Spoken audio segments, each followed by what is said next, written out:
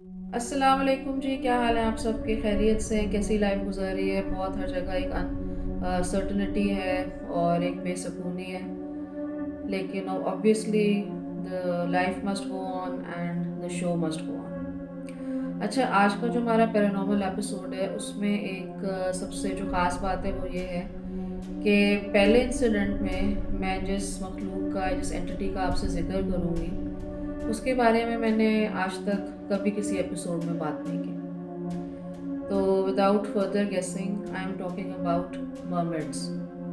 आपने मर्मेड्स जो है बहुत सारी मूवीज़ में देखी होंगी, जैसे पायरेट्स ऑफ द कैरिबियन है और बहुत सारी जो इस तरह की मूवीज़ होती हैं जिनमें ओशन या सी वगैरह दिखाते हैं, और डिफरेंट पुराने ज़माने की मूवीज़ भी होती हैं। और सपोजिटली उसमें दिखाते हैं कि जो मर्मेड्स हैं वो जो जितना उनका ह्यूमन जो फॉर्म होती है वो बहुत खूबसूरत होती हैं, वेरी अट्रैक्टिव, बहुत लंबे उनके बाल होते हैं and they are this sing very well. वो बहुत ही सुरीली आवाज़ में गाना गाती हैं और इसी गाने को अट्रैक्ट होके जो है लोग जो हैं वो मतलब they are attracted to this sound और फिर वो लोगों को मार देती हैं।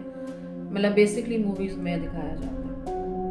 अच्छा, अब ये जो वाक़या मैं आपको सुनाने लगी हूँ ना, ये मुझे एक जिस जगह से आया है, ऑब्वियसली कराची का ही है। लेकिन मुझे तो पूरा इस वाक़ये पे यकीन है, क्योंकि देखें बहुत सारी इस तरह की एंटिटीज़ और मखलूक हैं इस दुनिया में जो कि अभी तक इंसान ने डिस्कवर नहीं की। उसमें से एक लॉक नेस मॉन्स्टर भी है, उसको बहुत सारे लोगों ने देखा भी है, but still it remains a mystery. तो all over the world different places पे मर्मेड्स एंड मर्मेन्स दोनों की साइटिंग्स हुई हैं। तो इसमें जो एक वो सिंगिंग वाला पार्ट है कि जो मर्मेड्स जो होती हैं वो बहुत अच्छा गाना गाती हैं या अपने बहुत अच्छी कोई एक धुन गाती हैं, ये जो पार्ट है ये कम अज़ कम सच है। तो चलें ये वाक़या स्टार्ट करते हैं। ये बात जी 1950 1950s की है। तो जिन खातून ने मुझे वाक़या भेजा है ये बेसिकली उनके जो मामू हैं उनके साथ हुआ था जब वो 7 या 8 साल के थे। और वो और उनके अंकल जो हैं वो बीच के पास छोटे छोटे घर बने हुए थे, वो वहाँ रहते थे। और ये वो जगह है जो कि आजकल DHA फेज़ 8 है। तो उस वक्त वहाँ हार्डली कोई आबादी थी, बहुत कम घर बने हुए थे और सामने जहाँ तक आपकी नज़र जाती थी साहिल समंदर था और रफ़ जो रॉक्स होती हैं वो थी, क्योंकि देखें 1950s में लैंडस्केप भी बहुत डिफरेंट था जो समंदर था। तो ये जो छोटा बच्चा और जो उनके अंकल हैं ये डेफिनेटली हर रोज़ समंदर के पास जाया करते थे और मतलब they are very expert fisherman और समंदर के बारे में उन्हें बहुत इन्फॉर्मेशन थी। तो एक दिन ये हुआ कि जब ये बीच पे गए एज यूजुअल, तो उन्होंने देखा कि एक बहुत बड़ा टर्टल, एक कछुआ जो है वो काफ़ी ज़्यादा जो है बीच से आगे आ गया है रेत के ऊपर और वो उल्टा हुआ था। तो उनको पता था कि अगर हम इसको सीधा करके वापस समंदर में नहीं डालेंगे तो ये मर जाएगा। तो और उसका बहुत बड़े साइज़ का था। तो उन दोनों ने उसको सीधा किया और फिर उन्होंने उसको उठा के पानी के अंदर जो है रखा ताकि वो आगे चला जाए। अच्छा, ये जब वापस मुड़े हैं तो वो जहाँ एक तरह पत्थर वगैरह रॉक्स वगैरह थी उसके पास इन्हें कोई और चीज़ ना ऐसे हिलती हुई नज़र आई। तो उन्होंने कहा कि पता नहीं शायद कोई मछली है या पता नहीं क्या है, चलो हम लोग जाके देखते हैं। अब जब ये उस पत्थर के पास पहुँचे हैं तो उन्होंने देखा कि एक अजीब सा एक क्रीचर है, एक एंटिटी है जो कि हाफ ह्यूमन और हाफ फिश। जो ह्यूमन बॉडी थी वो देखने में तो मछली की तरह थी, आईज थोड़ी साइड पे थी लेकिन प्रॉपर उसके नोज और लिप्स बनी हुई थी, बाल भी थे, लेकिन वो खूबसूरत नहीं थी, मतलब आप उसको खूबसूरत नहीं कह सकते। और जो नीचे वाला जो बॉडी थी it was just like a fish, वो मछली की तरह थी and obviously it was a mermaid. और वो जैसे ना बहुत कोशिश कर रही थी सांस लेने की और जैसे उसकी सांस जो है ना आहिस्ता आहिस्ता ख़त्म हो रही थी। तो अच्छा, पहले तो ये बिल्कुल शॉक में चले गए, ये दे वर फ्रोजन, ये अपनी जगह से नहीं है। फिर इन दोनों ने एक दूसरे को देखा और विदाउट सेइंग एनीथिंग इन्होंने उसको उठाया और उन्होंने जाके इसको पानी के अंदर छोड़ा है, क्योंकि इनको ये बात समझ आ गई थी कि ये पानी से बाहर आके ना ये सही से सांस नहीं ले रही, और शायद थोड़ी देर अगर इसको और हमने पानी में नहीं डाला तो ये मर भी सकती है। उन दोनों ने बाकायदा उसको उठाया, उसको टच करके बाकायदा उन्होंने उसको पानी के अंदर डाल दिया। अच्छा, फिर क्या हुआ कि जब इसको ये लोग पानी में डाल के वापस आ रहे थे तो एक बहुत अजीब सी धुन, बहुत सुरीली सी धुन, कोई उसमें मतलब लिरिक्स नहीं थे, जैसे कोई प्रॉपर गाना नहीं था, लेकिन बहुत एक आप कह लें कि अपनी तरफ खींचने वाली एक उनको ना ऐसे एक म्यूज़िक की आवाज़ आई। तो इन दोनों ने एक ही टाइम पे पीछे मुड़ के देखा तो वो जो मर्मेड थी वो मतलब थोड़ी थोड़ी पानी से बाहर निकली हुई थी, जितना उसका ह्यूमन फॉर्म था, और उसके मुंह से वो आवाज़ आ रही थी, और वो बहुत एक मैग्नेटिक और एक अट्रैक्टिव सी आवाज़ थी। और इन दोनों ने उसको देखा एंड ये भी कंटिन्यूसली इनको देखती रही।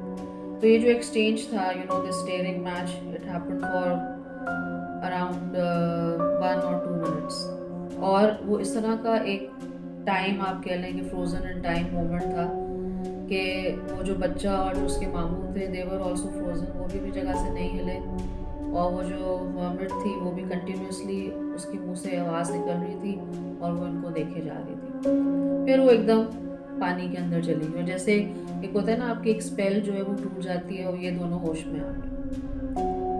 अच्छा, थोड़ा सा मैं आपको बैकग्राउंड ये भी बता दूँ कि ये जो बच्चा था जिनका मैंने बताया कि जब बड़े हुए तो when he was quite old, जब ये काफ़ी बूढ़े हो गए तब इन्होंने ये जो वाक़या है ना ये डिस्क्लोज़ किया। इससे पहले इन्होंने इसके बारे में कुछ नहीं बताया था। लेकिन इस वाक़ये के बाद कुछ बहुत अजीब सा हुआ और कुछ अफसोसनाक भी हुआ, जो कि मैं आपको बताती हूँ। अच्छा, इसके बाद ये हुआ कि वो जो उस बच्चे के जो मामू थे, जो अंकल थे, उनकी पर्सनालिटी में ना बहुत ज़्यादा चेंज आया, एज इफ बिल्कुल वो वाले इंसान नहीं रहे जो कि वो पहले थे। ये जो मर्मेड साइटिंग के बाद पहला उनकी पर्सनालिटी में ये चेंज आया कि उन्होंने आहिस्ता आहिस्ता लोगों से मिलना जुलना छोड़ दिया, लोगों से बात करनी छोड़ दी, अकेले रहते थे।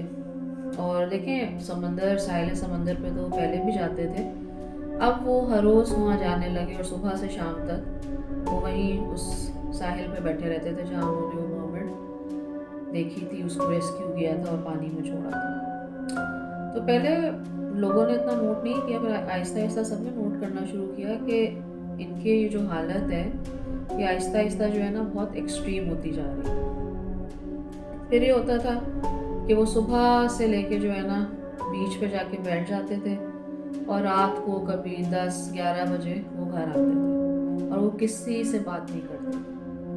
काफ़ी कोशिश की उनको मतलब डॉक्टर को दिखाने की, कुछ करने की, लेकिन एज एफ उनका पूरी ज़िंदगी में से उनका इंटरेस्ट बिल्कुल आप यहाँ ख़त्म हो गया। फिर नेक्स्ट चेंज ये उनमें आई कि उन्होंने रात को भी घर आना छोड़ दिया और वो पूरी रात बीच के ऊपर बैठे रहते थे, फिरते रहते थे, कभी किसी को नज़र आते थे, कभी नहीं नज़र आते थे, उनके घर वाले उन्हें ढूंढने जाते थे, कभी उन्हें मिल जाते थे, कभी उन्हें नहीं मिलते थे। और इसी तरह 1-2 महीने जो है वो गुजर गए। और एक दिन जब वो घर नहीं आए, मतलब अगली सुबह भी हो गई, आगे बहुत टाइम गुजर गया, तो सारे घर वाले उनको ढूंढने के लिए निकले और वो एक पत्थर के पास जो है उनकी वहाँ से डेड बॉडी मिली।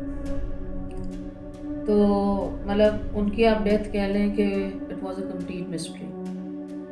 अच्छा, तो ये जो जिन्होंने वाक़या भेजा था ये उनके जो मामू थे, ये खुद जब छोटे थे बहुत लोगों ने उनसे पूछने की कोशिश की कि देखो तुम इनके साथ थे जब इनमें ये चेंज आई है, तुम हमें बताओ क्या हुआ था, लेकिन समहाउ उन्होंने जो है कुछ नहीं बताया और उन्होंने ये एक सीक्रेट रखा। फिर जब ये बड़े हुए और आगे when he became quite old and everything, तो उस दिन उन्होंने ये पूरा जो एक सीक्रेट था ये रिवील किया कि उस दिन जब मैं छोटा था और मैं अपने मामू के साथ समंदर के पास गया था, तो हमने क्या चीज़ देखी थी। और उसी चीज़ को देखने के बाद, उस मोमेंट को देखने के बाद, उसकी वो सब एक्सपीरियंस करने के बाद ही जो मेरे मामू थे उनमें इतनी ड्रास्टिक चेंज आई थी कि वो आहिस्ता आहिस्ता ज़िंदगी से बिल्कुल दूर हो गए और एक दिन वो मर गए।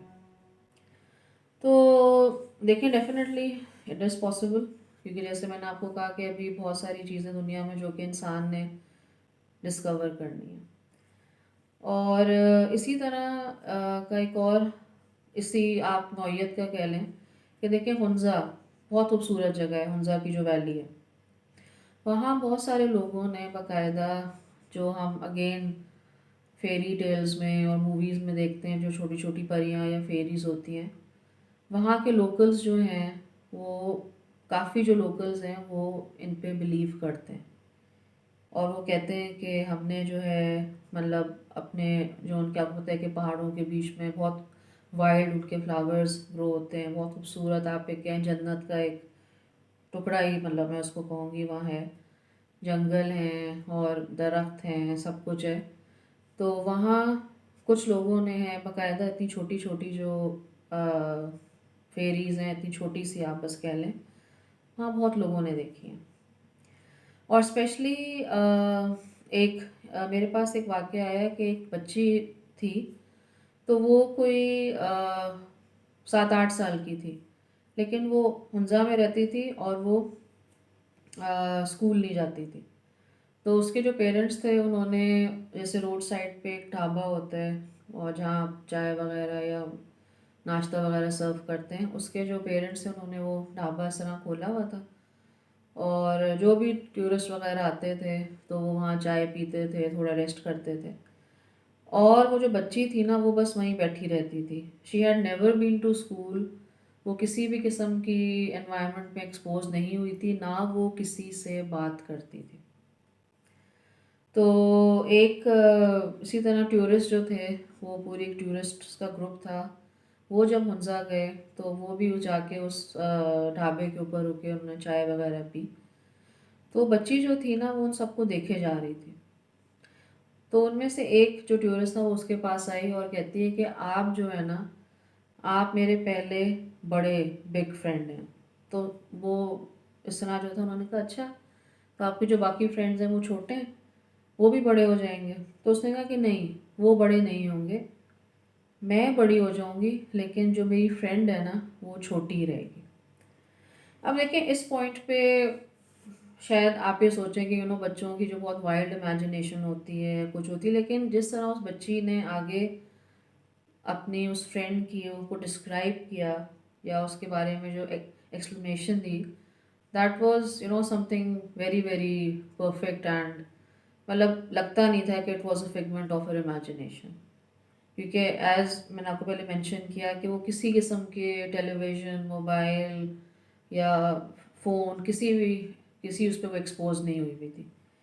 तो उन्होंने पूछा कि अच्छा, जो आपकी फ्रेंड है वो किस तरह की है? उसने कहा कि वो बहुत छोटी है, बस इतनी है जितना आपका जो अंगूठा है इसके बराबर मेरी वो फ्रेंड है, और उसके पर हैं, और उसके बाल जो हैं वो बहुत लंबे हैं, उसके बाल उसके घुटनों तक आते हैं, और उसकी आंखें जो है ना वो ब्लैक हैं, लेकिन उनमें जो वाइट वाइट जो हमारा आइरस होता है, कहती है उनमें वो चीज़ नहीं है, दे आर प्योर ब्लैक। और वो मुझसे आके बातें भी करती है, लेकिन उसकी आवाज़ इतनी पतली छोटी सी है कि मुझे समझ नहीं आती। अच्छा, तो अब वो, और एक स्ट्रेंज बात ये थी कि वो वहाँ बहुत सारे लोग बैठे हुए थे, लेकिन वो किसी और से बात नहीं करती। She was only telling this specific person कि वो जो फेरी की डिस्क्रिप्शन थी। तो खैर उन्होंने, आप कभी कभी बच्चों को, you just play along with them, आप कहते हैं अच्छा चलो, तो उन्होंने कहा कि ठीक है, आपकी ये जो आप कह रही हैं, जो आपकी दोस्त है उसके पर भी हैं, वो वो कहाँ रहती है? तो उसने कहा कि ये जो आप सामने जंगल देख रहे हैं ना, इस जंगल के अंदर बहुत सारे फूल हैं, और वो एक फूल के अंदर रहती है। तो खैर, और मतलब उसने कहा कि मतलब मैं उससे मिलने भी जाती हूँ, वो मुझसे मिलने आती है, लेकिन मतलब वो किसी और के साथ कोई और आए तो वो छुप जाती है। अच्छा, उसके बाद जो सबसे ज़्यादा स्ट्रेंज बात हुई वो ये हुई कि बहुत सारे लोग बैठे हुए थे लेकिन कोई उस बच्ची पे इतना ध्यान नहीं दे रहा था सिवाय ये जो एक थे जिनको वो अपनी कहानी सुना रही थी। तो उन्होंने ऐसी ऊपर ऐसे देखा, तो उनको बिल्कुल अपने जो है ना, आप कहें कि मतलब थोड़ा आगे ऊपर डिस्टेंस पे ना एक छोटी सी कोई चीज़ एक हवा में ना उड़ती हुई नज़र आई। तो पहले वो समझे कि शायद कोई बर्ड है या कोई चिड़िया है, लेकिन उसकी फॉर्मेशन बहुत डिफरेंट थी और वो चीज़ एग्जैक्टली वैसी ही थी जैसे कि वो बच्ची ने डिस्क्राइब की थी। तो पहले तो वैसे मतलब शॉक में चले गए कि मतलब मैं कहीं इमेजिन तो नहीं कर रहा, या मुझे इस बच्ची ने जो है वो कहानी सुनाई है या कुछ किया है। लेकिन फॉर सम गुड टाइम कि मतलब वो उन्होंने आराम से उसको देखा। शी केप्ट ऑन हवरिंग, और वो काफ़ी मतलब इसने ऐसे डिस्टेंस पे थी और थोड़े से ट्रीज के पीछे थी कि that only he could see her and that girl, इसको जो उनको ये फेरी की डिस्क्रिप्शन दे रही थी। और उसके बाद वो फिर दरख्तों के पीछे जाके गायब हो गई। तो अब देखें, इससे तो ये पता चलता है कि बेसिकली उसने अपने आप को शायद इसलिए शो किया कि ताकि जो कहानी सुन रहे थे उनको ये ना लगे कि बच्ची जो है वो गलत कह रही है या वो एक मेड अप स्टोरी है या कुछ है। लेकिन that was the strangest part, as if कि वो she just came for little while, उसने प्रूव किया कि वी डू एग्जिस्ट, और फिर वो दरख्तों के पीछे चली गई। और इस तरह की जो चीज़ें हैं वो अगर आप नॉर्दर्न एरियाज़ में जाएं, वहाँ आपको जो लोकल्स मिलेंगे वो आपको इस तरह के बहुत इंसिडेंट्स कोट भी करेंगे कि हमने परी देखी है या हमने छोटे छोटे बोने देखे हैं या कुछ देखा है, जो कि again it is one of the mysteries of life.